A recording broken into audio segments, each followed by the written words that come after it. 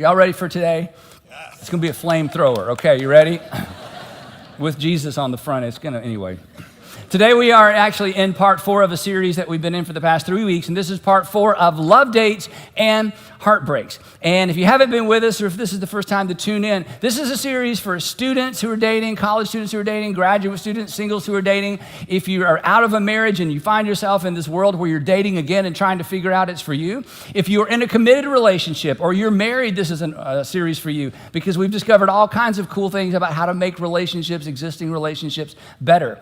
And as I've said throughout the series, it's an opportunity for me to talk about something that breaks my heart, because very few things break my heart like watching people make relationship decisions that undermine their relationships, that undermine their current relationships, or perhaps undermine a future relationship they don't even talk about. So it's Love Dates and Heartbreaks. We've talked so far about love. We talked about Jesus' brand new brand of love, not the do unto others as you would have others do unto you, or love unto others as you would have others love unto you. A brand new kind of love where Jesus said, I want the love that you display and that you dispense on others to reflect the kind of love I have had for you. And when he said this, it didn't make a lot of sense to his first century followers, but after the crucifixion, it made all the sense in the world, because he laid down his life for them. And he said, now, when you think about loving other people, I want you to take your cue not from other people. I want you to take your cue from me. It's an as I have done unto you, you are to do unto others kind of love. And if that's all he said, that would really be about all we need. The Apostle Paul said it this way. He said, have the same attitude toward one another as Lord Jesus Christ had. In your relationships to others, Paul said, in your relationships to others, have the same mindset that Christ had. Again, do we really need anything else? We know how much Jesus loved the people around him. But the Apostle Paul came along, as we know, and he teased this out. And he gave us the fine print that will make you what? Fine, that's right, the fine print that will make you fine. He said, this is what this actually looks like in an actual relationship. He said, the love that God has displayed to you and put on display to you through Jesus, that he wants you now to put on display through others, looks like this. It's patient, it's kind, it's not jealous or arrogant or honoring. It's honoring, it's selfless. It's not easily angered. It's not a scorekeeper. If you were here last time we were together, we talked about scorekeepers, and I know some of you had conversations later about that. I heard about some of those. That this kind of love is protecting, it's trusting, it's hopeful, and it's persevering. And so Paul teases these out. He says, this is what this kind of love looks like. And it's so important. If you missed any of the previous episodes, these past 2 where we looked at these words are so important for you to go back and watch. You can do that by using your church app, or you can go to my YouTube channel. All these messages are there, because today we build on where we've been. So we've talked about love. And today we're going to talk about dates. And I want to go ahead and give you the bottom line today of today's message up front, in case you lose interest or leave or your power goes out at home. And the bottom line is simply this. If you don't want a relationship like the majority of relationships, don't date like the majority of daters. If you don't want a relationship like the majority of relationships, if you don't want a marriage, if you don't want a marriage in the future like the majority of marriages you've seen, in fact, one of the reasons perhaps you're putting off marriages is you've just never seen a good one. You've never seen one you wanted to be in because they all look like you would be stuck in them, and you don't want to be stuck. Well, if you don't want a marriage like the majority of marriages, then don't date like the majority of daters. Now, the Apostle Paul, who we left off with last time, set us up for today's discussion, because at the end of that extraordinary chapter, 1 Corinthians chapter 13, the love chapter, at the very end, he said something very personal. And again, it tees us up for where we're going today. And you may remember this, and if you weren't here with us last time, you've probably heard these words before. Here's what he said. He said, when I was a child, I talked like a child. And I thought like a child. And when I was a child, I actually reasoned like a child. But then I grew up. And when I grew up, I did what grown-ups are supposed to do. When I became an adult, I put behind me, or I put away the ways of childhood. I put the ways of childhood behind me. Now, all of us understand this in terms of, there are things you just don't do the way you used to do them, because you grew up and you naturally put the ways of childhood behind you. You're not childish anymore. But for some reason that I can't explain, maybe somebody smarter than me can, for some reason in our culture when it comes to dating, it's like we have all reverted back to childhood. And the whole culture of dating has become so childish. But that's not the term we use. In fact, all the blogs and the rants and the articles about dating, nobody talks about childish behavior. The word that our culture has chosen to describe dating in the 21st century is this word, the word complicated. They say, dating is complicated. Dating is just so complicated. Here's a few quotes to kind of set our direction for today. Benjamin says this, online dating is the worst. Each time I ask friends ranging from early 20s to their 40s how the temperature in the dating pool is, I'm met with borderline hostility. He continues, for all the talk of ease that a dating app allows for a potential date, the impression I'm left with is everyone is swimming in a pool they all took a dump in. He's not done. Instead of shocking the water and getting out, everyone decided they needed to keep swimming in the sewage, perhaps even adding to it, because that pool is where people swim. In other words, what option do we have? It's a mess. It's horrible. But hey, if you're going to date, these are your only options. This is your only approach. Shawnee says this. She said, I saw a meme once that read, it used to be, how long do we date before we have sex? Now it's how long do we have sex before we date? Before this is actually a relationship.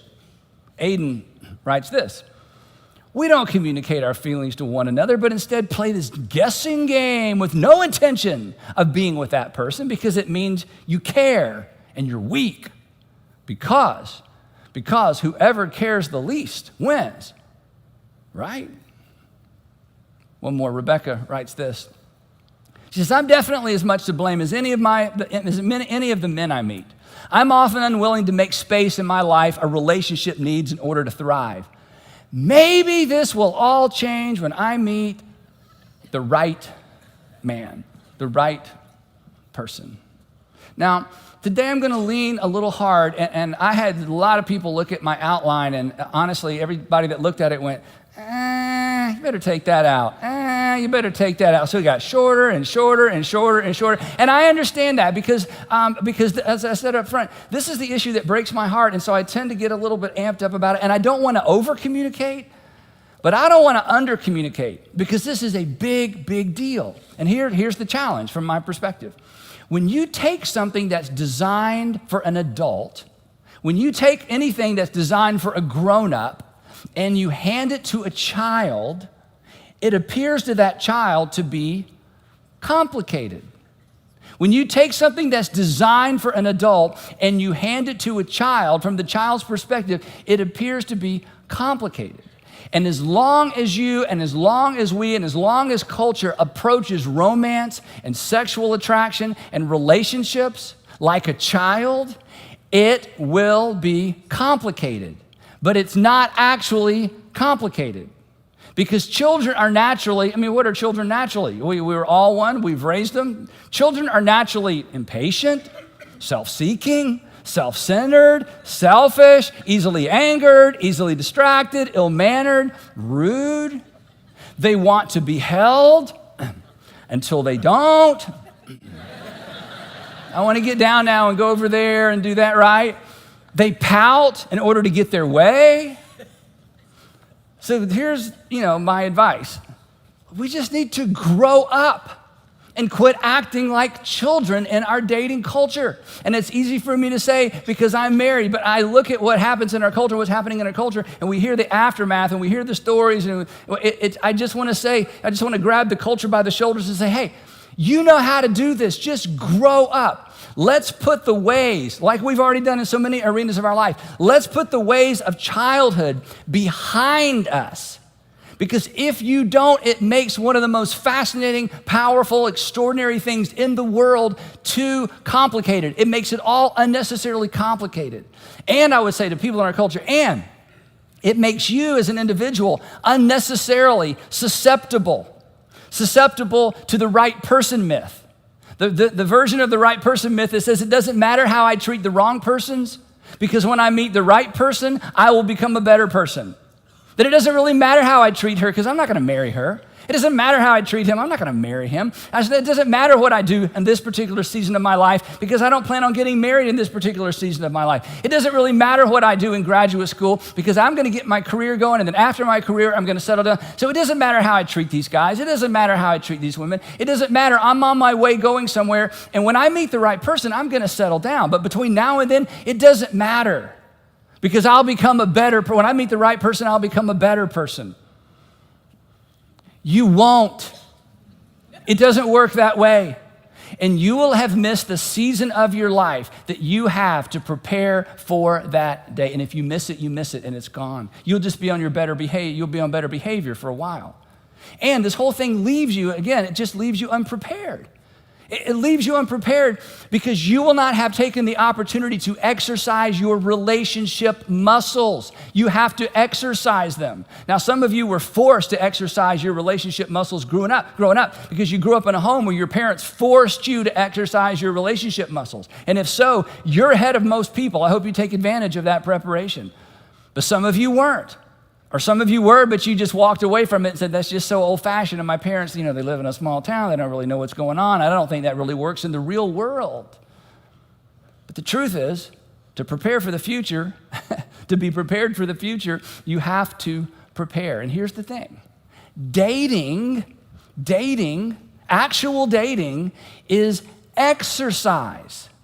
Dating is preparation. Actual dating actually requires something of us. Dating is risky. Dating the right way is healthy because it is preparation. Dating, come on, let's face it, it surfaces our greatest fears. Sometimes it certainly surfaces our greatest insecurities and some of our greatest anxieties.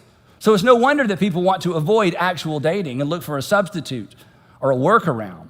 A substitute or a workaround that won't force you to exercise your relationship muscles, your courage muscle, your self-control muscle. Do you know where you learn self-control? You learn self-control when you have to use self-control. When you don't have to have self-control anymore, you don't exercise your self-control muscle. Now is the time that you exercise your self-control muscle for the future. Did you know that? You exercise your courage muscle, your self-control muscle, your honor muscle. You gotta use that thing, right? And your plan and prepare. All of these are necessary for an actual relationship. Now, as we've seen so far in our time together, when it comes to relationships, the New Testament is extraordinarily helpful. It's immensely helpful. When it comes to relationships, the New Testament is great because in the New Testament, we find this overarching command that Jesus gives us. In the New Testament, we find all of these applications of Jesus' overarching love as I've loved you command. But when it comes to dating, not so much, okay? There's no dating advice in the New Testament or the Old Testament because back then, married people were committed to each other or promised to each other by their parents, and so there was no dating culture. There was no adolescent culture. There was no singles culture. Back in all ancient times, women guarded their virginity like they were guarding their life because they were, in most instances, having to guard it to guard their life and to guarantee themselves a future of any kind. It was an honor-shame culture. Dignity was not determined by the fact that you were a human being. Dignity was determined by who you were related to, what nation you had citizenship in, and how much money you or your family had. And then Jesus came along. This is why everybody should be a Jesus follower. Everybody should be a Jesus follower because Jesus came along and introduced for the first time in a holistic way dignity for the entire world and everyone who's ever born. It's through, in fact, Jesus is the one that argued for or paved the way for human rights. Did you know that? For women's rights, for children's rights, for minority rights. But with all of that having been said and done, and with all the instructions we find in the New Testament, he didn't, and no one in the New Testament said anything about dating. So from this point on in the message, this is not thus saith the Lord. It's just thus saith me. Okay? So these are my opinions. These are my insights, but they're not insights from a vacuum. They're insights from years and years and years of talking to people who've done it right, done it wrong, who've navigated it successfully, 31 years of marriage and 31 years of talking to people who've been married and done it the right way and the wrong way. So I believe what I'm about to tell you is extremely, extremely important, but I just want you to know, no scientific research has been done. This is pretty much my opinion. You got that?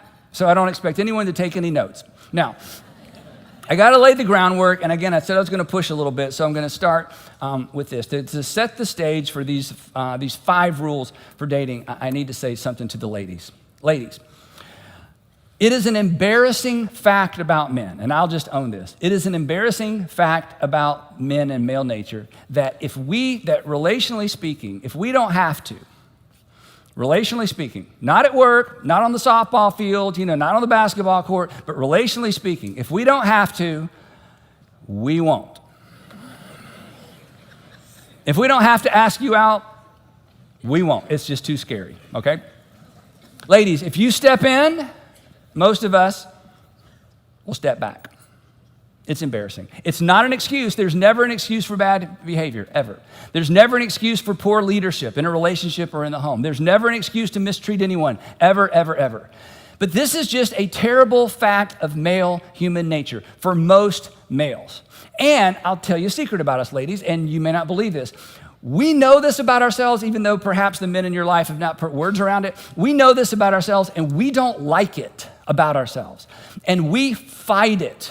And we cover it with all kind of weird words and ego and macho and strange things. I mean, your husband's 40 years old. He's still on a softball team. You're trying to figure this out. It's like he comes home, his leg's all bloody, and he's talking about it. And you're thinking to yourself, this doesn't even matter. I mean, you're so mad about something that doesn't matter. What's up? So we're different, okay? We're just different. You find that funny? You might have found that a little too funny. Oh, he plays softball? Yeah, no. Other things. Okay, all right, we'll keep going. Sorry. That's what you get for sitting on the front row, but I'm glad you're here. So, guys, let me just say this. If I'm not talking about you, if you're like, man, Andy, you're maybe you, but not me, good. I'm so proud of you. If you are winning over this thing in you, congratulations. If you're a dad, you have to win in this area because you've got to model this for your little girls and you got to model this for your little boys, right? And that means you have to step up and make decisions and not step away when somebody steps in and not just forego that whole, engaging relationally. When Sandra and I were engaged, we went to a class for premarital couples and a couple taught it and they were amazing. And the guy, the gentleman, his name was Rick. And Rick would say, men, if your wife says to you, do you want peas or carrots for dinner? You say, peas. Peas. Don't say, I don't know, I don't care, you decide, I don't know what I'm at. He says, no, you say peas. So through the year, in fact, he had us all say it, peas. So Sandra's here, she'll tell you, so through the years, it's in me. She's like, Andy, do you want it? And I start into my passive, I don't care, I don't know. Now at work, I want to be at home, I don't care. And then I catch myself and I say, peas, peas, peas. And it's my way of saying, okay, give me a second. I'm going to decide. I'm not doing that thing. Peas. And we just kind of laugh, all right? So, got it? Any questions so far? We're all together. Okay. So that's kind of the groundwork. There's this dynamic that just goes on that women you've seen and wonder what's wrong with them, and us, we fight it, and sometimes we cover it well, and we don't love that about ourselves, but it's just in most of us. So with that as the ground, it's sort of laying the groundwork. Here are 5 rules for dating. Ready? Number 1, guys. Ask girls on dates.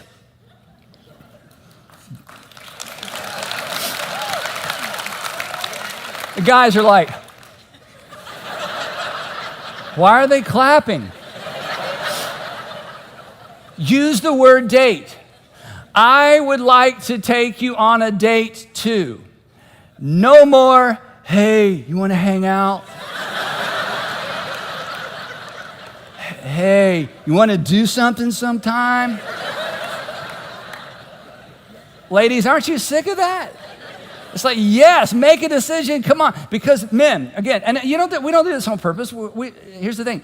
Clarity is honoring. Clarity shows respect. Ask a woman to do something specific on a specific day at a specific time. To which, when I hear that, if I'm sitting where you are and I hear that, here's what I think as a guy. But that means like I have to plan. Exactly. You need to exercise your planning muscle. It's a muscle and you're gonna need it, right? So guys, ask girls on dates. So I'm gonna give you an example. And ladies, if you're thinking, really, you have to give an example? Yes, because we're not that good at it. And guys, I'm going to give you an example that doesn't even use the word date, but you should not be afraid of the word date. It's a good word. So here's what it looks like. I have tickets planned, to the Atlanta United match, something I'm interested in, next Wednesday specific. If you're available, because I'm going to give you an out, I would enjoy taking you. How's that? Let me go over it again. I thought ahead. Okay. Now, guys, let me tell you what.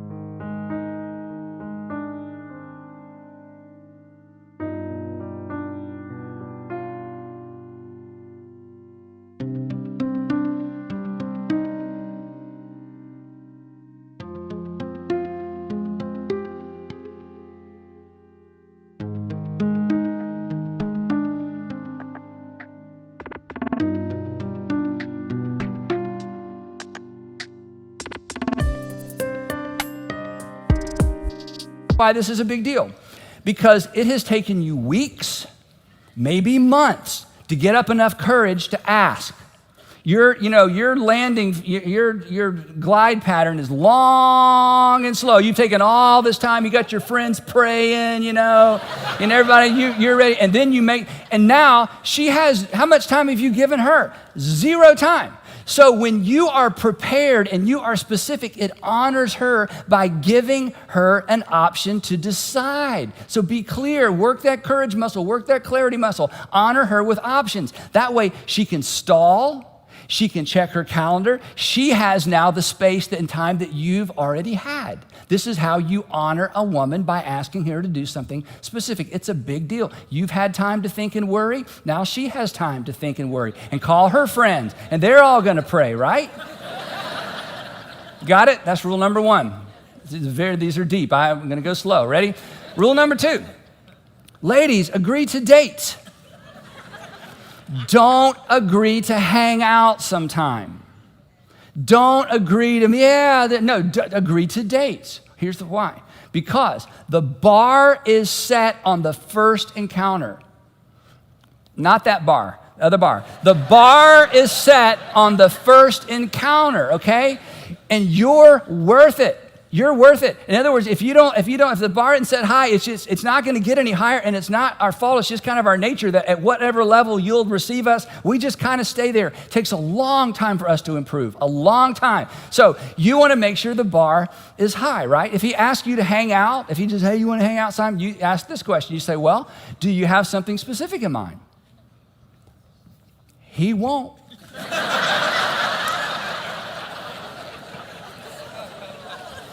And if you say yes, he never will.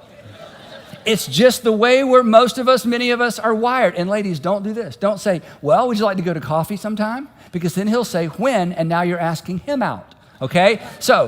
And guys, if a woman pushes back and asks for specifics, listen, guys, come on. She's not being okay? Look up here. She's complimenting you. She's saying, you know what? I think you have the capacity to date. I think you have the capacity to plan. I think you have the capacity to show honor. So ladies, rule number 2, don't bend and blend and pretend, because you'll lose yourself in the end. And you may miss him, but Kelsey was right. You'll miss you more. So be who you are and allow us and give us the opportunity to rise to the occasion. We have the capacity. We're just not accustomed to being expected to rise to the occasion and rise to our ultimate capacity. Now, guessing, because a lot of people look at this outline. Andy, it sounds like you're putting all the pressure on the women. No, that's the women feel like I'm putting all the pressure on the women. You have no idea what men feel right now. It's like we feel, I've just deflated them. They all lost. They all lost. They're sitting on the bench. They didn't even get in the game, okay? So ladies, my intention today is not to put all the pressure on you. The pressure is not on you, okay? Guys feel like I'm making it more difficult for them. Ladies, here's the thing. And I don't want to push too far on this because, again, but this is so important to me. I just want you to respect yourself and to never, ever, ever get accustomed to someone disrespecting you. We've all seen where that goes. We've all seen where that goes. We all see where that leads. And I just don't want you to do that. And at the very outset of a relationship, you have some influence as to how high the bar is set in terms of where this relationship is going. And guys, I'm just challenging you to say no, and it's in me too, to say no to your childish ways and to grow up. Rule number 3, I shouldn't even have to put this up here. Don't ever mistreat anyone, even if they don't seem to mind being mistreated, because you're not taking your cue from them or their previous girlfriend or their previous boyfriend or their previous relationship. If you're a Jesus follower, I shouldn't even have to tell you this, because if you're a Jesus follower, you are taking your cue from how God through Christ has treated you. And he does not mistreat you. And so you have no right and you have no flexibility. There's no margin to ever mistreat anyone. And to be specific as we think about the dating culture and what happens in the dating culture in the 21st century, here's the thing. Don't lie. Don't lie. This is one of the basics, okay? Thou shalt not lie. This isn't rocket science. Don't lie unless you're a liar. Then you can't help it. But are you a liar? You're not a liar, are you? No, you're not a liar. So don't lie. And don't mislead. Don't mislead. You know who misleads? Cowards mislead. And you're not a coward. So don't lie and don't mislead. The truth is this, that truth, and this is hard for us, okay, because it's so uncomfortable. But I'm telling you, the uncomfortability of this dynamic, you are exercising a relationship muscle. That's what makes it uncomfortable. When you wear out a muscle, it's uncomfortable. You're gonna wear out the truth muscle. You're gonna wear out the transparency muscle. You're gonna wear out the courage muscle. It's all preparation. It is okay. The truth hurts, I should say. Truth hurts less than betrayal. Hurtful truth, telling somebody the truth, it's actually honoring. Trying to save someone's feelings is actually demeaning, because it says to them, I don't think you can handle the truth. I don't think you can handle someone being honest with you. Hey, that's none of your business. You honor them by telling them the truth. It communicates that I believe you can actually handle this, right? It's okay. This is tricky. I want to be clear. It is okay to hurt someone's feelings. It is not okay. Again, this is under the canopy of don't mistreat anyone. It is not okay to avoid hurting someone's feelings to protect yourself from the discomfort of telling someone the truth. It's uncomfortable. That's a muscle. That's exercise. That is preparation for a long-term relationship where you have to have difficult conversations, but you stay in the relationship. You have difficult conversations, but you've grown up enough and you've matured enough to be able to handle it coming your way and going the other way as well. Because uncomfortable conversations require courage. So be courageous. So don't ever mistreat anyone, even if they don't seem to mind being mistreated. Number 4, and don't allow yourself to be mistreated. You are too good for that. Oh, so I guess you're too good for that. I am too good for that, yes. That's not arrogant. That is agreeing with what your heavenly Father says about you, and he knows. He says, you're fine because you're mine. And don't allow anyone to treat you less than fine, because you belong to the creator of the universe. Yes, you are too good for that. Don't allow yourself to be mistreated. A couple of weeks ago, after the second installment of this series, a woman came up and she said, Andy, I heard what you said about not staying in a relationship where you're mistreated or where you're disrespected. And I'm in one of those relationships, but Andy, I love him. What do you do when you love him? I said, you get out of the relationship. Because if you stay in it for too long, that will become the new normal for you. And your heavenly Father doesn't want that to be the new normal for you. You are better than that. Don't put up with it. Just don't put up with it. You're not helping anything. You're hurting the other person. You're hurting yourself, potentially hurting your children or future children. Just don't allow yourself to be mistreated. I know it is so easy for me to stand up here and say that, but it's absolutely true. And how do you know if it's mistreatment? It's very simple. If you saw someone treat your daughter or your son, if you saw someone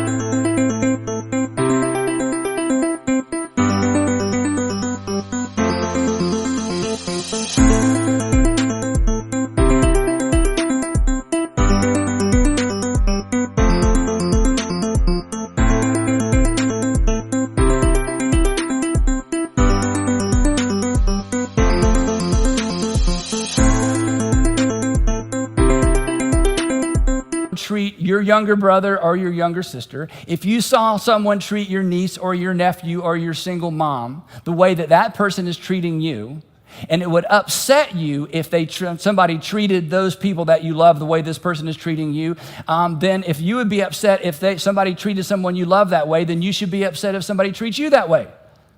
If you would be upset if somebody mistreated your daughter and they did to your daughter and treated your daughter the way the person you're in a relationship with is treating you, if that would upset you about another person, it should upset you when it's you.